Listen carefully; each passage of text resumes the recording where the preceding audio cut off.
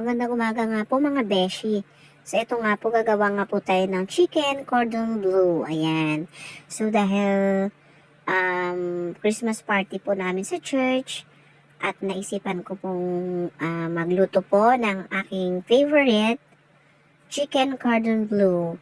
So dahil Saturday po, magbabaon din pong aking asawa kaya dinamihan ko na po siya. So ayan po. At po natin ang ating chicken at nilagyan ko po siya ng salt and pepper. So ito pong cheese and ham, yan po yung ating ihahalo. At gumamit din po pala tayo ng plastic cellophane po dito.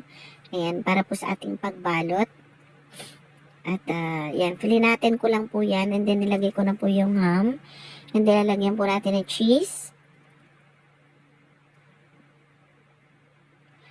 At inikot-ikot ko lang po, ayan, i-mold lang po natin, pabilog, pahaba.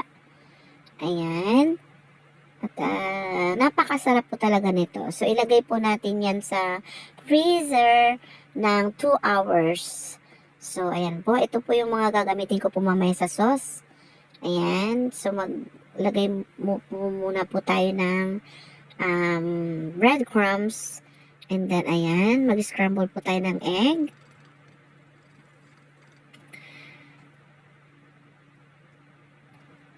So, ayan po. Sausaw lang po natin siya sa egg and then sa breadcrumbs po, ayan, ikot-ikot lang po natin yan. Mekos-mekos lang po natin yan mga pinsan. So, ayan po. At nagpakulo na nga po ako ng mantika. Nagsalang po muna ako ng isa. Ayan.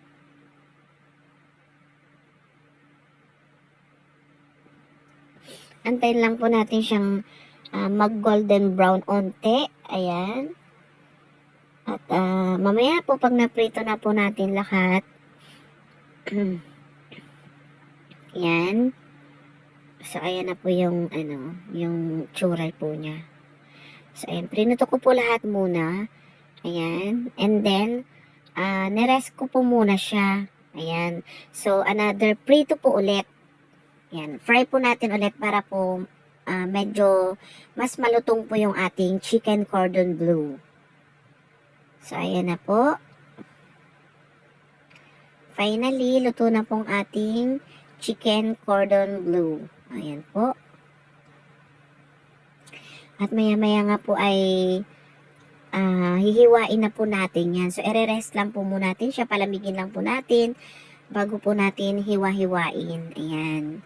So, kagaya nga po ng sinabi ko kanina, dahil nga po magpabaon po yung aking asawa sa kanyang trabaho. Ayan. So, nag-prepare din po muna ako ng pangbaon ko po sa kanya. Ayan. At,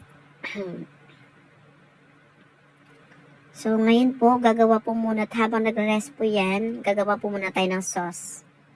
So, ayan po. Maglagay lang po tayo ng butter. Ayan, mikos-mikos lang po natin yan. Pinsan, ayan. And then, maglalagay po tayo ng 1 spoon of cornstarch.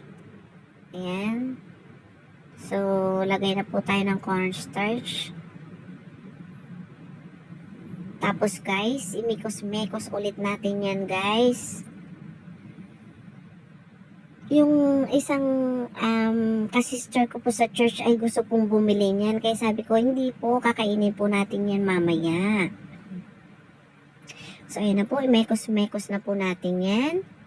Hanggang sa matunaw na po or malusaw po yung cornstarch. So, maglalagay po tayo dito ng fresh milk or kahit anong milk po, pwede po.